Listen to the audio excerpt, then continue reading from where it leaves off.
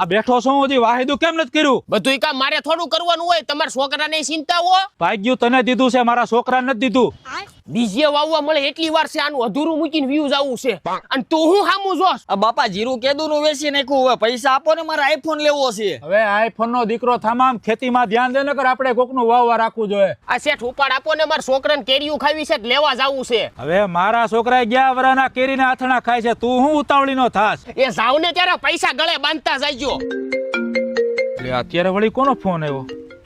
Hello, मैं bank of India से मनोज शर्मा। आपने जो सब्सिडी का फॉर्म भरा था उसमें से 17,000 सब्सिडी पास हुई है। हाँ हाँ, वो पैसा ट्रांसफर करने के लिए आपके मोबाइल में एक OTP आया होगा, वो मुझे बताइए। 3 2 4 6। अब थोड़ी देर में आपके अकाउंट में पैसे आ जाएंगे।